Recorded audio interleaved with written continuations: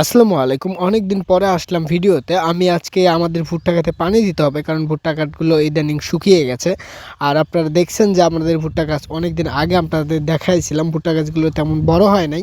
মানে এতদিন হয়ে গেছে তারপরে কিন্তু বড় হয় নাই। এটা মূলত হয়েছে শীতের জন্য, মানে শীত ছিল সেজন্য ভুট্টা গাছগুলো বড় হইতে পারে নাই। মানে সূর্যের আলো ছাড়া ভুট্টা গাছ বড় হয় না, সেজন্য এখন একটু ভুট্টা গাছ বড় হয়েছে। আর আমাদের মাটিও শুকিয়ে গেছে, সেজন্য আজকে পানি দেওয়ার জন্য এখানে মোটর নিয়ে আসছি।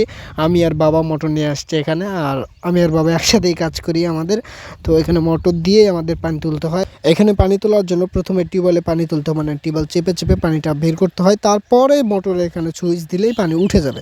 তো আমরা এখানে যাবতীয় কাজ করছি, এখানে হাওয়া লাগানোর জন্য এগুলো মোটরের এইগুলো কাজ করছে, মানে হাওয়া লাগানোর জন্য গোবর টোবর দিয়ে এখানে হাওয়া লাগাচ্ছে এবং ভালো করে এটা বেঁধে নিচ্ছে যাতে হাওয়া কোথাও বের হতে না পারে।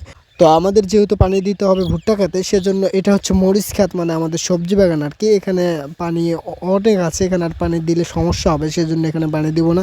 সেজন্য একটু পাইপের প্রয়োজন আমাদের, মানে একটু ধর পাইপ দিয়ে আমাদের ভুট্টা খেতে পানি পৌঁছাতে হবে। এই জন্য একটু ধর পাইপ নিয়ে আমরা আগেই বিছিয়ে রাখছি, এবং আমরা এখনই মোটরের সাথে এই ধর পাইপটা, আমার আব্বু এই মোটরের সাথে ধর পাইপটা আগে থেকেই বেঁধে দিচ্ছে, কারণ পানি ওঠার পর যাতে এখানে পানি টানি ভিজে না যাই আমরা, এবং অনেকটা ভালো থাকে। মানে আগে থেকেই যেন ধর পাইপের সাথে মোটরের সংযোগ থেকে যেন পানি নিচে মানে খেতে চলে আসে আমাদের ভুট্টা খেতে।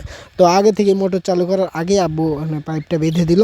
বেঁধে দেওয়ার পরে এখন টিউবওয়েলেও পানি উঠে গেছে। এখন আমি সুইচটা দিলাম, এই সুইচটা দেওয়ার পরে পানিটা এখন চলে আসতেছে আমাদের ভুট্টা খেতে।